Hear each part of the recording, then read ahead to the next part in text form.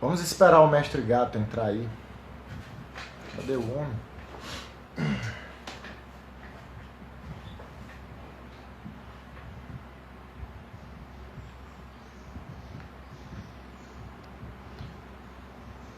Acabou de entrar o mestre.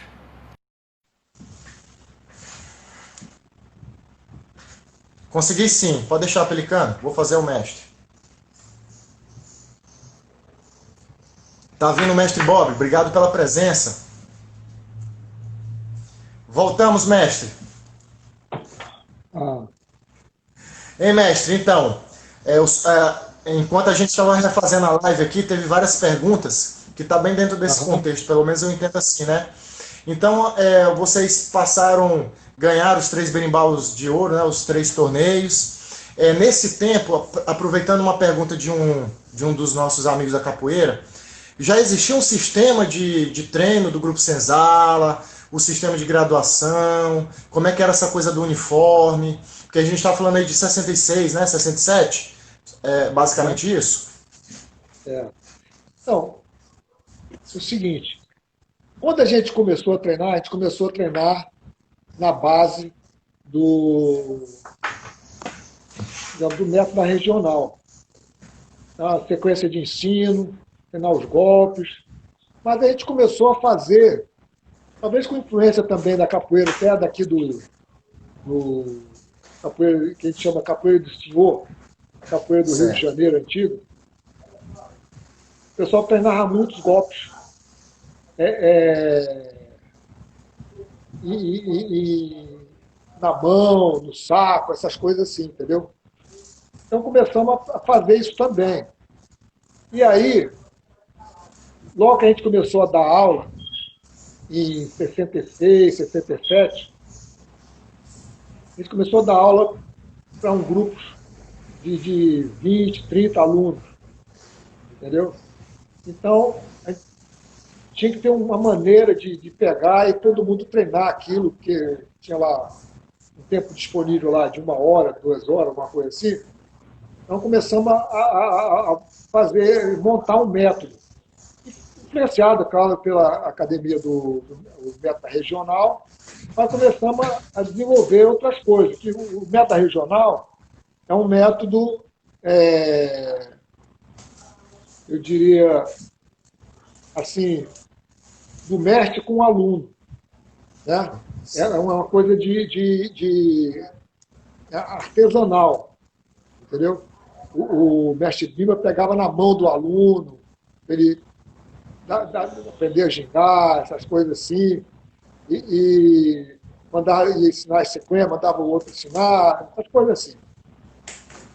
Então, a gente começou a desenvolver uma maneira de treinar. Então, começamos a desenvolver uma forma de treinar todo mundo ao mesmo tempo, dentro da ginga, por exemplo.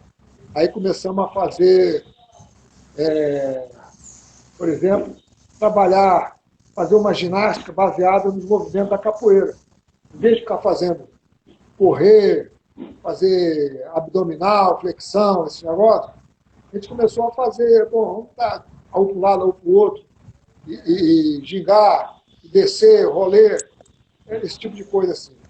Aí a gente começou a desenvolver uma maneira de treinar, um método de treinamento. Esse método foi evoluindo, foi se transformando. Eu não gosto nem de chamar de evoluir, parece que vai melhorando, mas vai se transformando, bem característica da capoeira. Então, esse método que começou baseado na regional, influenciado também pelos movimentos aqui da capoeira aqui do Rio Antigo, Do Rio de né? Janeiro Antigo, né? E também a gente fazia tipo assim um laboratório de treinamento. De Nas estudo férias, mesmo. Aham. nas férias escolares, alguns de nós iam lá para Salvador, feito o Paulo, o Rafael, o Mosquito, até o Peixinho, foi, o Borracha, e ia treinar lá na academia do Mestre Bimbo. Certo. Aí voltava, passava lá um mês ou 2, ou coisa assim, aí voltava, e a gente, pô, é que os caras treinam, como é que é, como é que é. Aí o cara tinha ido na roda de rua também, tinha feito isso, tinha feito aquilo. Aí começamos a bolar umas formas de treinar, entendeu? Um Mestre, jogo de chão. Ah, Bimba fazia rodas de rua em Salvador, isso aí já era o movimento da Angola e não, vocês também iam nesses movimentos da não. Angola? Mestre Bimba, mestre Bimba, não fala Bimba, não, porque é teu irmão.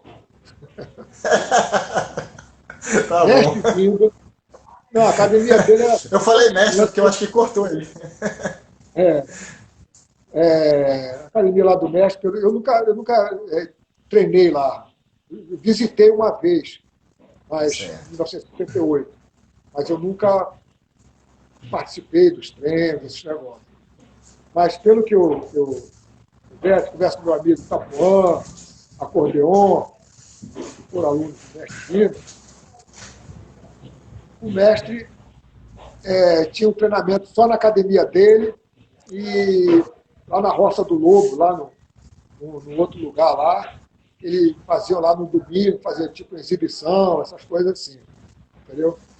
Então não tinha roda de rua. Mas o pessoal nosso, os 3 ou 4 que iam lá para a Bahia, iam na academia do mestre, depois eles iam lá na roda de rua que tinha lá, na academia lá lá no Mestre Pastinha, e foram Legal.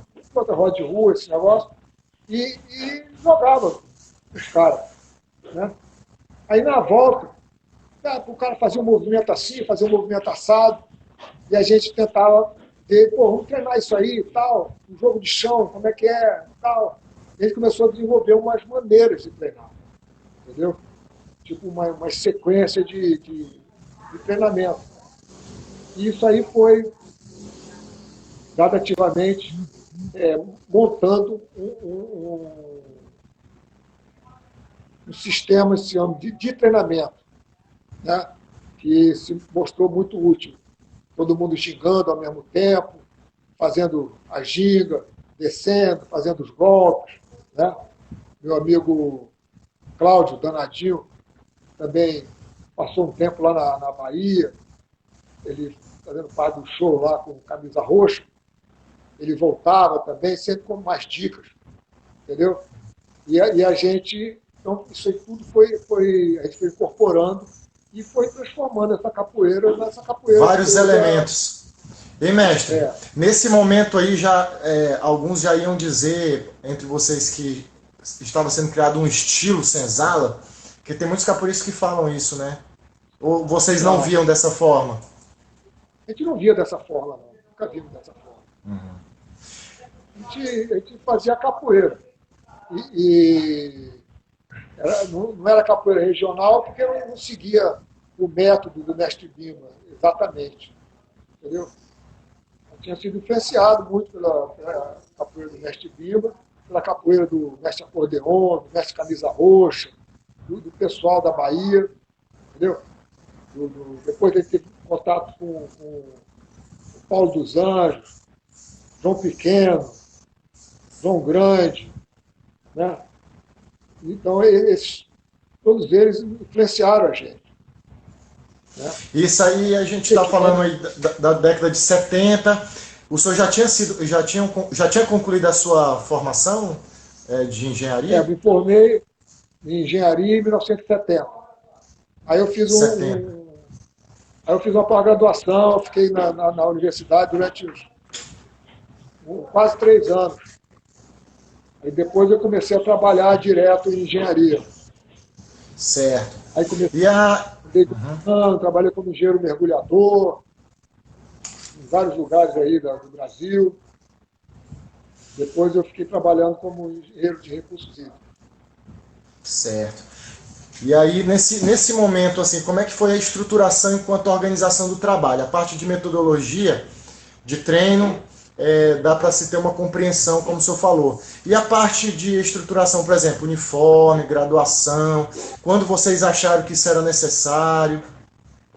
Olha, na época do berimbau de ouro, a gente usava tipo um uniforme, assim, bem variado, que eram umas calças listradas, algumas listradas verde e branca, outro azul e branca, entendeu? E um ou outro começou a usar uma calça branca também. E a gente usava uma corda vermelha. Isso foi em 67. Né? E a gente já estava começando a dar aula. Eu te falei, a gente começou a dar aula lá no Fundão, né? Em 67. Eu também comecei a dar aula na PUC, na Universidade Católica, Pontifícia Universidade Católica. Levou a capoeira para lá. A gente não se achava mestre nem nada, a gente era capoeirista e estava ensinando, entendeu? Foi uma experiência assim, legal, porque ensinando você começa a desenvolver uma certa segurança também, maneira de interagir com os outros, esse negócio assim, né? Você atrair a atenção. Então, a gente começou a ter necessidade de o aluno, o membro do grupo era corda vermelha, o aluno era corda branca. Aí botamos uma corda chamada corda azul, quando o cara já soubesse fazer a cintura e já começasse a fazer um toque de berimbau, esse negócio assim. Entendeu? E aí era a corda azul. Então tinha a corda branca, a corda azul e a corda vermelha, que era o membro do grupo. Aí depois... Os vermelhas eram o grupo de amigos, né, que já usaram, né, desde o início.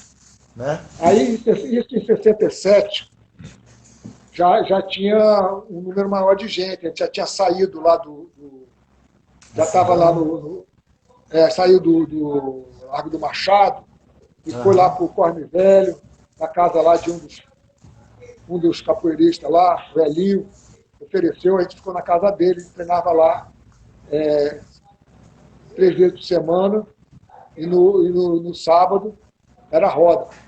Né? Aí ficamos lá durante alguns anos, depois saímos, fomos lá para a Associação de Servidores Civis. Certo. Né? Aí nessa época o grupo já estava bem desenvolvido. Né? A gente já tinha feito exibição, várias exibições no Teatro Municipal, Sala Cecília Meirelles, televisão. Né? Então, o grupo estava bastante conhecido, o Grupo Central. E mestre, eu tenho 2 perguntas. Uma que é o mestre Bob do Piauí que está fazendo, que se essas cores que vocês utilizaram nesse momento tinha algum simbolismo, se estava relacionado a algum elemento e tal. E a segunda pergunta é que nesse momento da capoeira do Rio de Janeiro, década de 70 e a partir de 67, quando vocês começam a ministrar aula e aumentar os alunos, já tinha capoeira na universidade, no Rio de Janeiro, ou vocês foram os primeiros? Por exemplo, o senhor falou da PUC, né? Rapaz, eu acho que a gente foi dos primeiros. Fomos os primeiros, porque nessa mesma época, o Rafael começou a ensinar lá na Fundação Getúlio Vargas, que ele fazia administração. Né? Eu comecei a ensinar lá no Fundão e na PUC. Depois eu saí lá da PUC. O meu irmão Gil ficou lá na PUC. Aí depois o Gil saiu, ficou o Garrincha. O Garrincha é mais novo que a gente. Mas, então, voltando agora com esse negócio da graduação. Da graduação, não tinha a corda azul, foi talvez influência do negócio do lenço azul. Né? Então tinha a corda vermelha e a corda azul. Depois botamos umas cordas entre uma e outra, mas talvez influenciado pelas artes marciais japonesas, orientais. Né? E mestre, dentro azul, desse aí quesito, amarelo, laranja. Hein? Vocês paravam o grupo de estudo que o senhor falou, né? Os amigos da capoeira que paravam para estudar isso. Vocês paravam, se reuniam e falavam, vamos definir agora as outras cores. Era assim que funcionava? Só para a gente entender. Mais ou menos isso. Depois a gente não tinha grupo de estudo, não. Era o pessoal que se reunia, o pessoal do grupo se reunia e a gente discutia essas coisas. Aí começamos a concordar de botar essa graduação, né? Tinha branca, azul e vermelha, Depois botamos, acho que não sei se era amarela, antes da azul. Depois veio a outra, veio a laranja, né? Depois da azul tinha a verde, a roxa, a marrom. Então não tinha ainda, essas que entraram, não teve nenhum simbolismo. Eu acho que foi influência para mim foi influência das artes marciais. Certo. Agora, depois, me lembro que o mestre Tabosa, que participou com a gente, do Berimbau de Ouro e tudo, ele começou um trabalho dele lá em Brasília. E ele, usando a corda vermelha, e botou as outras cordas como se fosse o negócio dos orixás e tudo, mas isso foi uma interpretação dele. A gente, no Grupo Senzala, não usou isso, não. Certo. E mestre, nesse momento aí, o mestre Renato Maluco, meu mestre, perguntou se o senhor falar um pouco da roda da Central. Era nesse momento, da década de 70, a roda da Central? Olha, nessa época existia uma roda, na roda da Central, que eu me lembro que o Carnaval tinha essa roda lá, entendeu? Que a gente chegou a participar alguma vez ali e tudo, mas não ia muito. Foi mais no Carnaval que eu me lembro de ter ido lá. Mestre, tem uma pergunta ainda nesse sentido, da graduação, né? Como chegaram na ideia de se usar corda e não faixa como as outras artes marciais, né?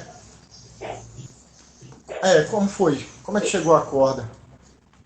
O pessoal do Vem Camarada, o show do Bira, do acordeon, do mestre acordeon, ele usava uma faixa vermelha na cintura. Né?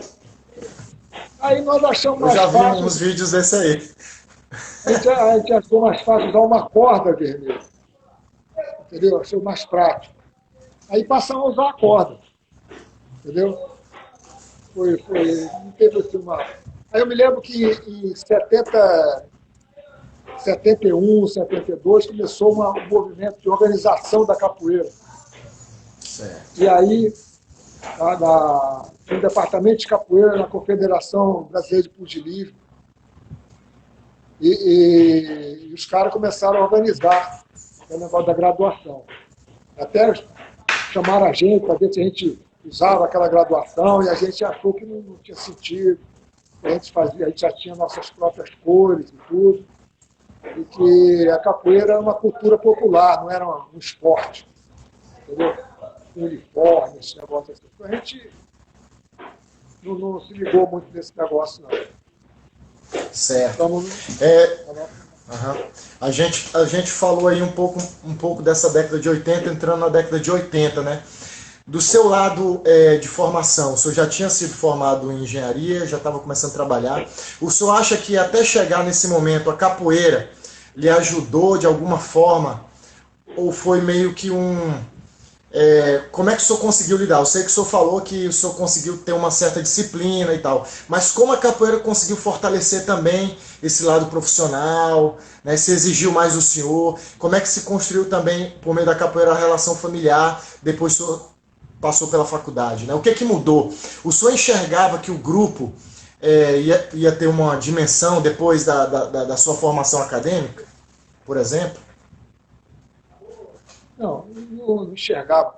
Eu gostava daquilo e participava daquele negócio. Não tinha essas elucubrações, não. A gente gostava daquilo que estava fazendo. A gente tinha um contato com a cultura popular, que tinha tomado conta da gente. Então, era um negócio que a gente curtia aquilo. Entendeu? Por outro lado, eu me lembro que eu comecei a dar aula eu ainda estava no terceiro ano da faculdade, aí eu fui chamado para dar aula de matemática na universidade, lá na Souza Marques, eu dava aula à noite. Então, eu era garoto, eu tinha 67, eu tinha 20 anos.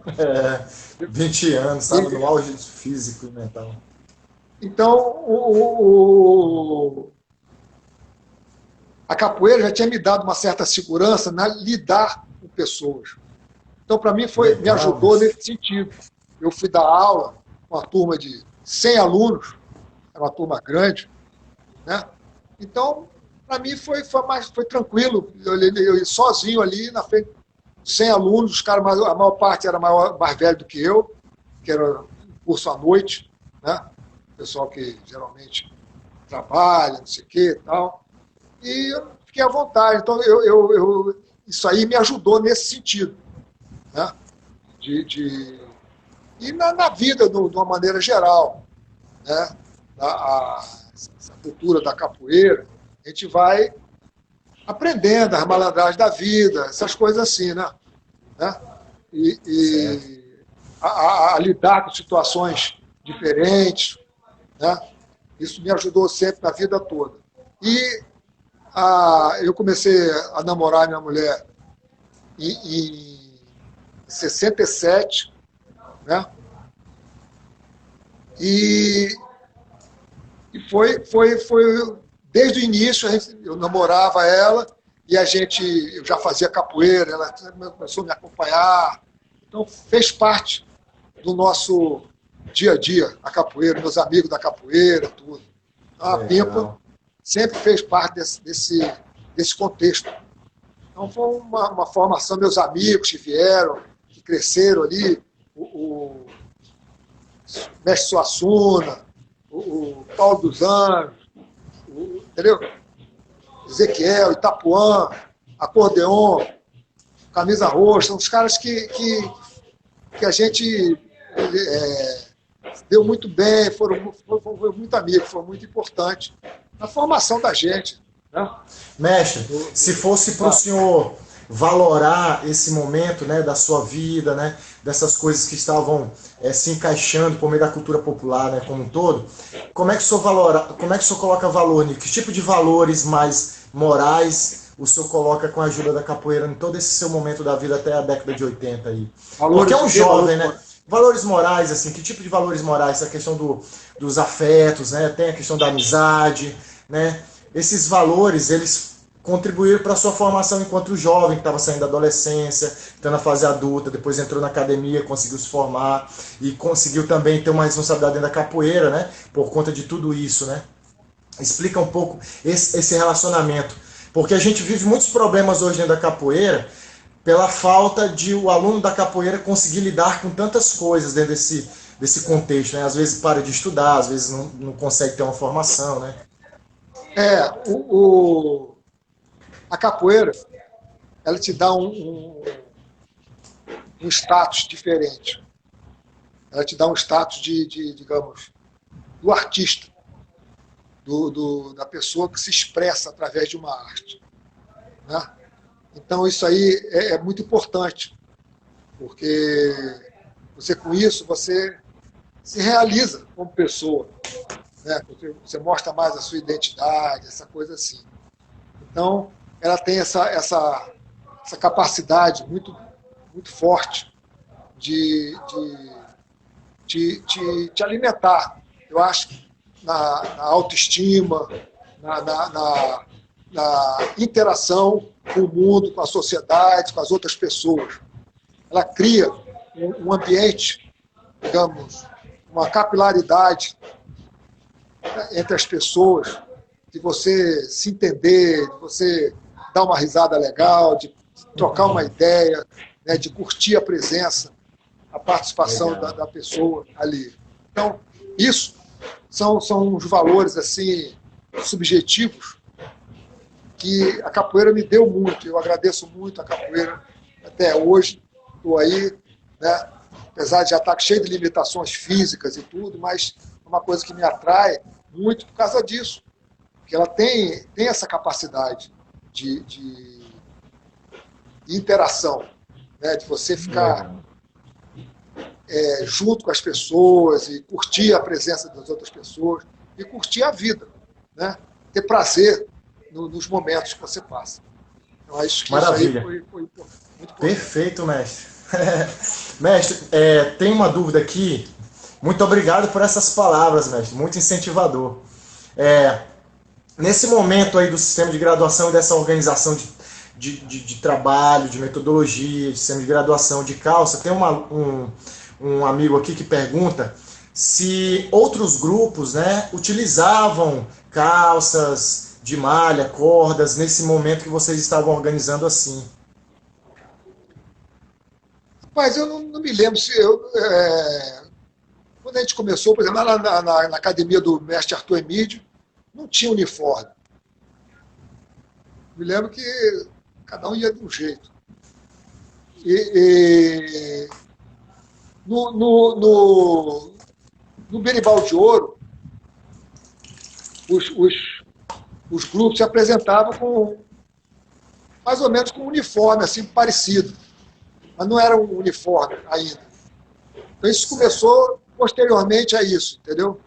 A gente, eu me lembro que em 68 eu fui em 1968 eu fui no batizado em São Paulo, na academia do mestre Paulo Gomes, que era um aluno do Arthur Emídio, que tinha ido para São Paulo.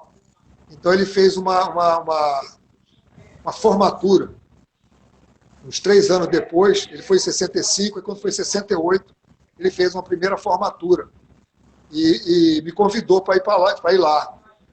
Eu fui até padrinho de um formando lá, chamado o Gladson. Entendeu? Então eu me lembro que nessa época eu acho que eles já usavam também umas calças com corda, assim, entendeu? Isso foi em 68. Eu fui lá na academia do mestre Suassuna, ali em 68. Eu não me lembro agora se ele já estava organizado assim, mas era um grupo organizado, tinha tudo direitinho, berimbau, não sei o quê, jogamos, trocamos ideia, ficamos amigos, entendeu? Foi essa primeira viagem para um evento de capoeira, já enquanto capoeirista, assim, sem ser para treino. Como é que era a capoeira de São Paulo quando vocês chegaram lá, mestre, nesse momento? E outra pergunta, como é que era a capoeira de São Paulo quando vocês chegaram, né, nesse intercâmbio? E pegando ainda uma outra pergunta anterior de um outro camarada aqui nosso, qual era o polo maior de capoeira? Rio de Janeiro ou Salvador? Já está tudo no mesmo contexto da pergunta. É difícil dizer qual é o povo maior.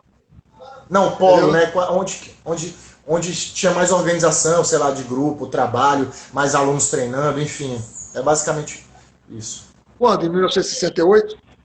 Por aí, nessa viagem também para São Paulo, né? Porque vocês já tinham ido para Salvador, São Paulo estava tendo movimento, vocês foram chamados.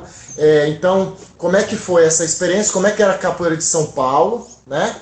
Quando vocês foram, o que vocês encontraram lá de realidade? E aonde que tinha um polo maior dessa organização de trabalho e grupo, né? Se era Rio, se era Salvador? Eu não sei exatamente se... Eu acho que era parecido, entendeu? Salvador tinha mais a tradição mesmo, tinha as academias lá do mestre Bimba, mestre Pastinha, o lugar lá que o mestre Caiçara fazia exibição sempre, tinha uma meia dúzia de lugar que você via capoeira, tinha capoeira, né? Isso em 68.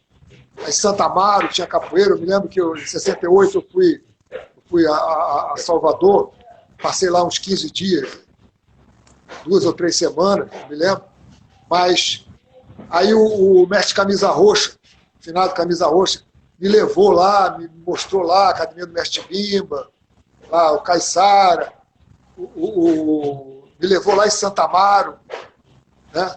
Eu vi lá a academia do pessoal do mestre Popó do Santa Amaro. Eu estava doente, mas tinha um filho dele lá, eu me lembro que o Camisa Roxa jogando com... Acho que era o filho do Popó, um jogo espetacular, né? 2 capoeiristas fora do comum. Então isso tudo impressionava bastante, né? Já tinha essa riqueza. Em São Paulo era meio parecido com o Rio de Janeiro. Então tinha os núcleos lá, tinha esse núcleo aí da academia lá do Paulo Gomes, que era chamado de Paulo Caolho, porque tinha um olho de vidro. Mas o Paulo Gomes, eu fui na academia do mestre Suassuna, tinha lá um pessoal jogando legal, tudo, eu joguei lá, ele gostou, ficamos amigos, né? E eu não fiquei muito tempo lá para saber como é que era, quantos capoeiristas tinham lá, entendeu? Mas tinha um movimento similar ao do Rio de Janeiro. Ao do Rio de Janeiro. Entrando um pouco na década de 80, mestre, para 90, o que o senhor traz de memória enquanto que contribuiu também para a continuidade da sua formação, né, enquanto não só a personalidade de capoeira, mas como homem, que aí já tinha aí a Pimpa entrando nessa história, né? Não sei se o senhor já teve... A gente casou em 70. 70. Em 80 eu tinha 10 anos de casado. E o primeiro filho? O Pedro, foi o Pedro. Pedro nasceu em 75, 1975. 70, bem no meio da coisa, dos 10 anos. Legal. E o senhor teve, nesse momento, antes de chegar na década de 80, vocês já tinham tido alguma experiência na Europa, né, enquanto capoeirista? Como é que foi? Não, o Nestor, em 70, acho que foi 71, o Nestor largou o trabalho dele aqui e tudo, e foi para a Inglaterra. E ficou lá, vivendo lá na Inglaterra, lá, morando na Inglaterra, dando aula de capoeira, fazendo as coisas lá, entendeu? Então eu me lembro que em 72 eu viajei com a Pimpa de férias e passamos um mês, sei lá, na Europa, um mês mais ou menos, e ficamos 15 dias em Londres, entendeu? E aí encontrei com o Nestor. O Nestor dava aula já no lugar manchado, que era o The Place, e eu joguei capoeira lá com ele e tudo, entendeu? Isso foi em 72. E o Nestor ficou lá em 71, 72, 73. Eu acho que ele voltou para o Rio de Janeiro, o Brasil, em 73 ou 74. Entendeu? Certo. Nessa época ele estava namorando minha irmã, uma das minhas irmãs, a Lígia. E eu encontrei, foi por isso que eu encontrei ele lá, né? O Nestor. E interagimos bastante e tal. Então teve nessa época. Aí ele voltou e ficou no Rio de Janeiro, em 73. Eu fiquei só, um mês na Europa e voltei para o Brasil.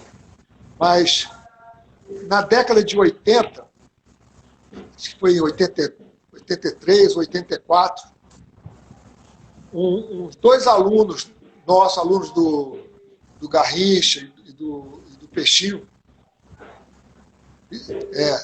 do Garrincha, acho que do Peixinho também, foram para a Europa, entendeu? O China e o Paulinho Boavida e o Samara, Cláudio Samara. A memória tá ótima, hein, mestre? Mas aí, então, em 84, eles foram para lá, né? Certo.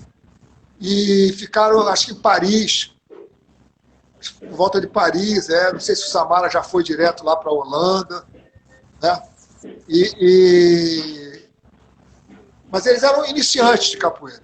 Aí quando foi em 86 ou 87, o Peixinho, o mestre Peixinho, Tony, Peixinho, Tony, Garrincha, Sorriso, foram para a Europa. E o Cláudio Arruda, um projeto que eles chamaram de Brasil em Branco e Preto. Legal. E prepararam lá, foram para Biarritz, festival de inverno lá. Fazer apresentações. Show. Festival de teatro, Legal. Mas arrumaram, venderam carro, não sei o quê, venderam moto, para arrumar dinheiro, e foram com a cara e a coragem para lá, entendeu? E foi, me lembro que eles organizaram o que a gente chamou o primeiro encontro europeu de capoeira, foi em 87. Entendeu? Nossa. Uhum. Acho que foi E em aí Paris. e começa esse movimento de capoeira, digamos assim, na Europa com mais força? Exatamente. Então, eu me lembro que eu fui para a Europa em 1989, fui fazer um mestrado na área de engenharia de recursos hídricos na Inglaterra. E eu chegando lá, eu cheguei em 89, 1989, meados de 89. E eu fiquei em Londres alguns dias, aí já conheci uns caras que faziam capoeira, entendeu? Tinha uns 4 ou 5, 3 ou 4 grupos lá que faziam capoeira lá em Londres. E eu arrumei alguns alunos numa cidadezinha perto ali de Londres. Aí começamos a fazer um trabalho. De vez em quando eu encontrava com os caras, de vez em quando os caras iam na minha cidade. E a gente começou a fazer um trabalho assim de treinamento. Né?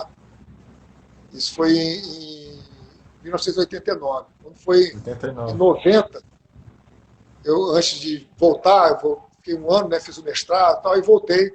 Mas antes de voltar, fizemos primeiro batizado. Olha, já com essa sua turma. Com essa turma que o senhor reuniu. E o senhor cobrava mensalidade? Isso ajudava o senhor a se manter lá também? Como é que funcionava isso? Não, na verdade, quando a gente fazia aula, os caras me davam dinheiro para pagar a minha passagem e sobrava um trocado lá. Mas eu tinha uma bolsa de estudos lá. Também. Eu fui com a bolsa do Conselho Britânico. E a firma que eu trabalhava, a Eletrobras, manteve meu salário. Então, muito bom. Então eu podia me sustentar com minha família. Minha família foi depois. Né, eu fiquei lá uns 5 meses sozinho, depois eles foram. A Pipa e as crianças foram para lá. Aí nessa época eu me lembro que na semana do Réveillon, eu fui no encontro de capoeira em Amsterdã, organizado pelo Samara e o Marreta. Legal. Né? Começava outro movimento forte, né, mestre? Aí, 150 capoeiristas. Nossa Senhora! Era um encontro bacana. Ei, mestre, primeira semana de Réveillon. E esse seu primeiro batizado lá com seus alunos, e tanto também o evento Samara, vocês levaram capoeiristas do Rio de Janeiro, do grupo? Como é que foi? Não tinha condição de levar, não tinha dinheiro esse negócio. Muito caro, a gente convidou alguns professores, alguns capoeiristas lá de Londres, né? Brasileiros que estavam lá por Londres, que vieram. Me lembro que o Paulo Siqueira veio também, o Peixinho, não sei se o Peixinho estava ou se foi o Garrincha, que veio também, participou desse primeiro berimbau, ele estava na Europa, e aí participou, entendeu? A gente fez um trabalho desse tipo. E aí o senhor terminou esse um ano de primeira parte do mestrado, retornou para o Rio, Isso. E deixou o aluno lá ministrando aula, continuando o seu trabalho que o senhor iniciou lá? Eles ficaram se organizando, tinham 2 ou 3 que eram mais os líderes lá, porque esse grupinho é interessante. Eles eram uns caras que faziam outras artes marciais e que se encontravam uma vez por semana para treinar juntos. Muito entendeu? Bom. E aí, 2 deles tinham feito um workshop de capoeira com o Peixinho, uns 2 anos antes. E aí, quando voltaram, eles começaram algumas coisas de capoeira assim também, entendeu? Entendi. E eles estavam interessados na capoeira. Então, quando eu vi, já tinha uma semente ali implantada. Legal. E está até hoje, mestre, esse trabalho que começou aí ainda até hoje se mantém? Esse que o senhor iniciou? Olha, mantém assim, tem um cara que foi dessa época, o Lloyd parou a capoeira, mas continuamos amigos e tudo, Certo. e o Lloyd começou um trabalho lá em Cambridge, né, nessa época, em 90, 89, 90. O outro cara que fazia outra arte marcial também começou a fazer a capoeira nessa mesma época lá, com o Lloyd e o Aimon, que era um outro aluno, chamado o Jimmy Tasmania. Certo. Corda Então, vermelha do grupo, né? O Tasmania continuou e está até hoje, é o mestre do grupo, né?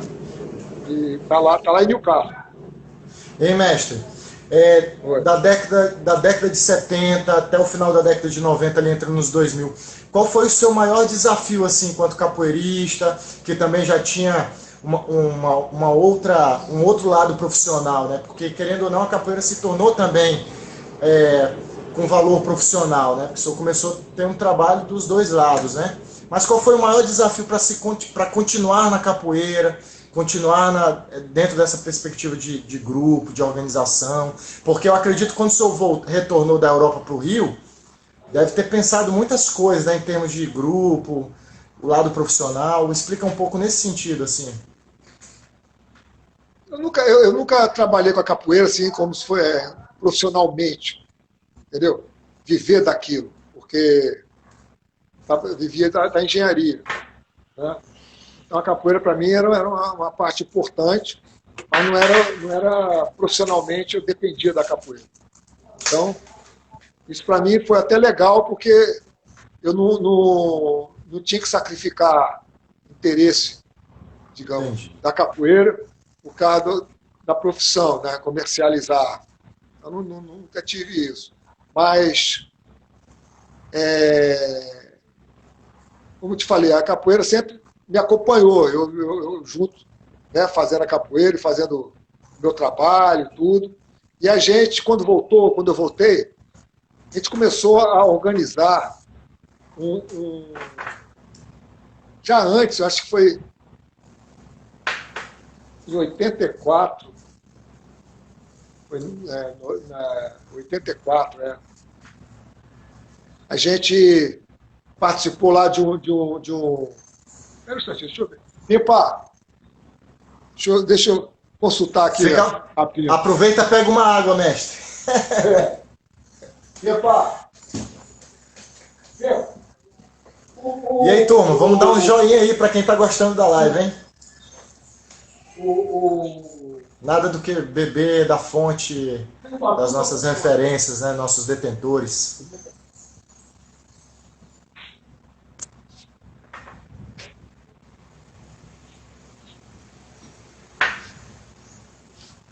Oi, voltando Estamos aqui, mestre. Então, fica à vontade. Quando eu voltei da Europa, a gente sentiu necessidade de organizar alguma coisa para os caras virem aqui para fazer um intercâmbio, alguma coisa assim, entendeu? Certo. Aí começamos a pensar nesse... Só para nos situar, na Europa já aconteceu o trabalho aonde, assim? Quais locais, né? Só para a gente entender essa coisa do intercâmbio, do primeiro que o senhor está falando. Bom, nessa época tinha na Inglaterra, que eu estava lá, né? França tinha já? Tinha na França e tinha na Holanda. Holanda. Nossa, 3 pontos importantes, né? 3 locais importantes de fluxo turístico, de grandes, né? Grandes centros mesmo. Né? Inglaterra, Londres e Inglaterra, Holanda. França. Inclusive, eu me lembro participamos uma vez lá na França, do encontro grande, que ali em Paris, na periferia de Paris, pô, barato, entendeu? Com os imigrantes, tudo, desfilando pelas ruas lá, jogando capoeira.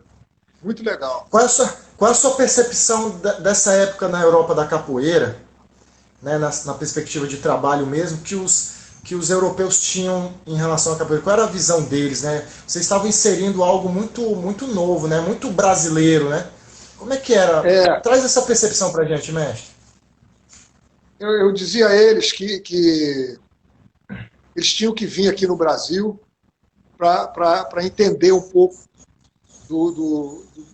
da cultura brasileira, viver um pouquinho aqui. Né? Então, quando eu voltei para o Brasil, meus alunos juntaram lá um dinheiro para ver se no ano seguinte eu iria lá.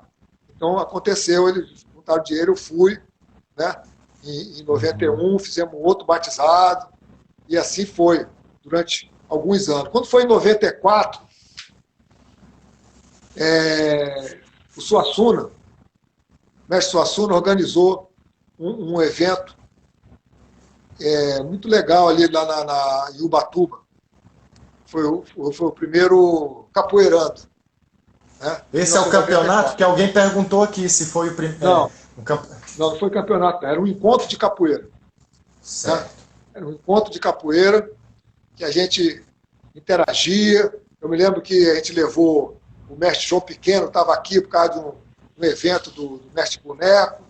Ele ficou até aqui em casa, depois fomos lá para Ubatuba com ele, entendeu? Aí fizemos, o Nestor foi junto também, foram alguns membros do Grupo Senzala. E é interessante de mostrar que, nessa época, então, no final dos anos 80, antes de eu ir à Europa a primeira vez, começou a acontecer os Jogos Estudantis Brasileiros, JEBs, e a capoeira estava dentro do JEBs. Olha, que legal. E a capoeira, o torneio, digamos, a competição dentro da capoeira, era digamos, tinha 4 ou 5 juízes, que eram os mestres mais antigos, entendeu? Que julgavam se o cara estava jogando a boa capoeira ou não. Daí dava ponto. Entendeu? Então, o cara tinha que jogar dentro do contexto da capoeira. Então, os mestres eram tipo João Pequeno, Paulo dos Anjos, né? E o Peixinho, eu fui, o Garrincha, entendeu? Então, a gente participou disso.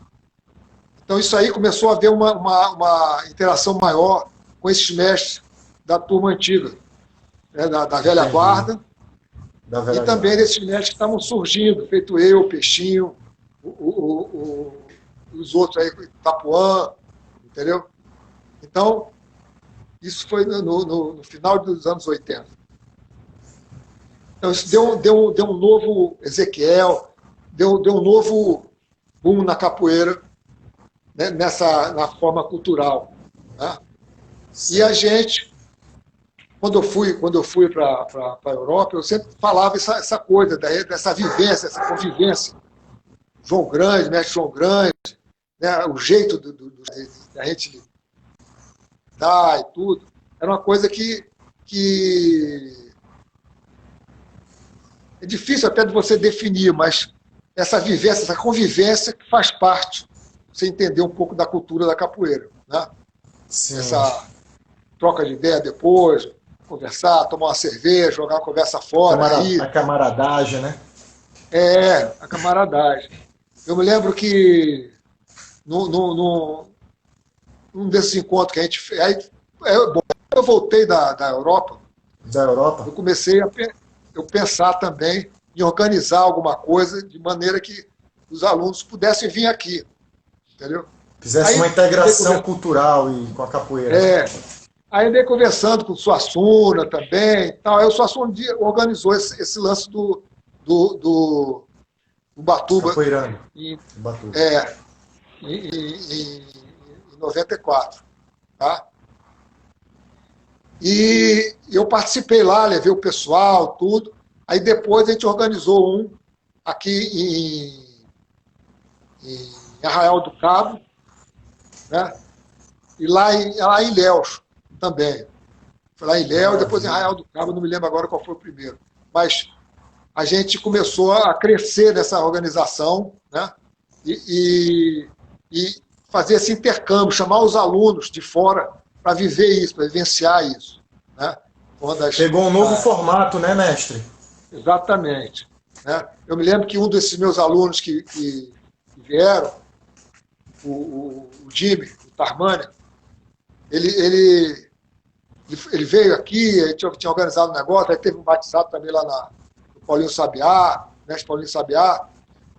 Aí depois que ele foi embora, ele escreveu, falou que ele ficou muito impressionado com essa uma camaradagem que ficava reinando depois do encontro, do evento, do encontro. Então esse tipo de coisa é que a gente começou a fortalecer e a interagir mais e desenvolver mesmo. Né? Ei, mestre, a gente está com 47 minutos nessa segunda live. Aí eu gostaria de saber se a gente vai para o terceiro tempo mais meia hora ou fecha agora. Vamos fechar agora, né? Eu acho que tá bom. Vamos aguardar aí as perguntas depois. De repente, se alguém quiser fazer mais alguma pergunta. O momento é agora. Enquanto o pessoal não pergunta aqui, tem uma pergunta assim: quando que depois de todo esse processo, quando que começa o evento Vadiação? Né, que o senhor formata essa... Quando começa o Vadiação? O Vadiação, eu acho que ele começou em 2000 e...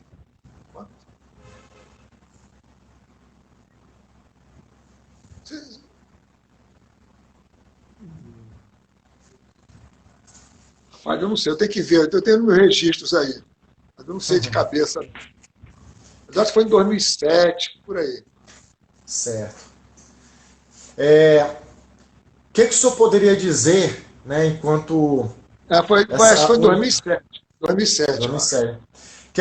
O que o senhor poderia dizer em relação para os capoeiristas que estão nos ouvindo, né, porque depois isso aqui vai ser replicado, que a gente vai deixar online isso, né?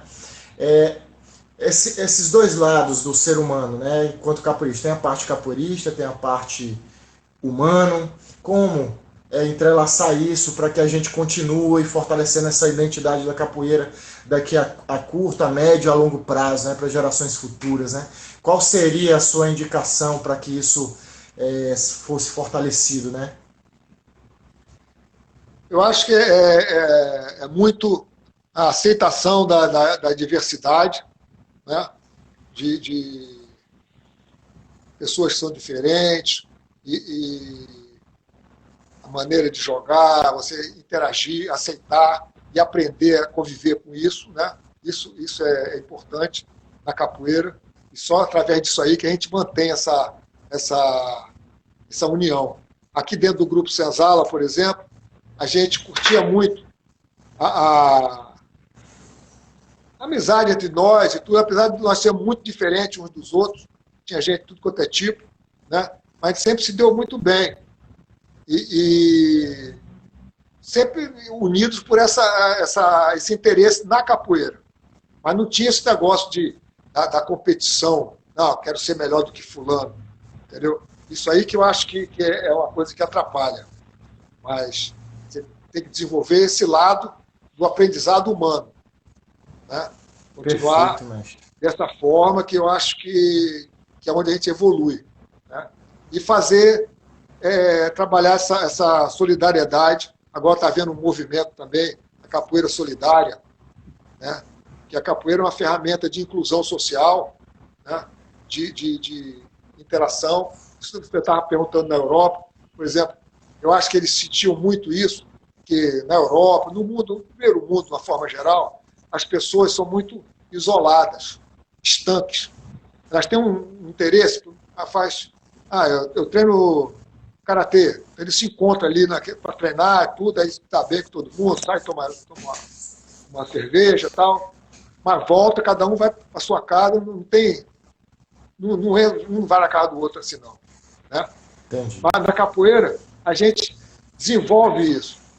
A gente se torna amigo realmente, é um camarada que a gente desenvolve essa amizade, né? E é importante que isso permaneça e seja fortalecido. Ok, mestre, Então, muito obrigado. Tá, pode continuar. Fechando. Então, lá fora, eles sentem necessidade disso. E a capoeira, como essa ferramenta de inclusão, ela se torna muito importante. Muito nesse sentido, que a gente tem que aprender a desenvolver isso, porque às vezes tem uma tendência dos caras, não, meu grupo quer assim, melhor, não sei o que lá, vou fazer dessa forma, e fica muito fechado naquilo, né? Eu acho que tem que estar aberto para a aceitação das diferenças. Como que o senhor enxerga a capoeira para daqui 50 anos, mestre? Sou um futurólogo. Mas eu acho que mais gente, tem muita gente, né? Tem muita cabeça de bagre também, mas as pessoas pensantes, assim, sempre estão chegando. E essas pessoas vão ajudar a gente continuar essa transformação. Não digo nem evolução, mas a transformação da capoeira, se adaptando às necessidades atuais, né, de cada tempo, de cada sociedade.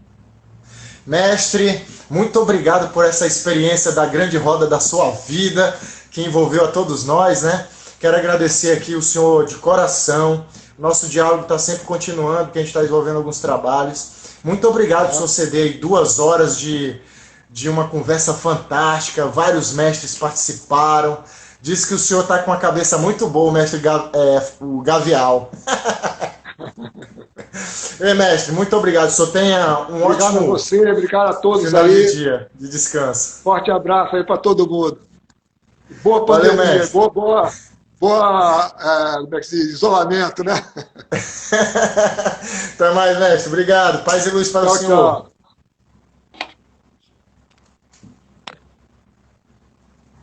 Valeu, turma. Tem 1 minutinho. Muito obrigado aí. Amanhã a gente vai ter uma live com o mestre Gil Velho. E a gente vai falar da capoeira da década de 1950 a 1970.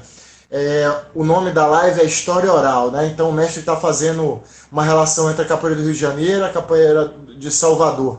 Então amanhã vai ser no mesmo bate-canal. Logo na sequência eu vou divulgar a arte aí e conto com vocês para ficar replicando isso. Muito obrigado a todos os mestres, todos os estados. Obrigado aí outros países que participaram. Isso aqui é só eu sou só um facilitador. Eu acho que a gente tem que se apropriar dos mestres que estão aí em isolamento social para a gente continuar bebendo da fonte da capoeira que são por meio dos nossos anciões. Muito obrigado a todos, paz e luz, forte abraço!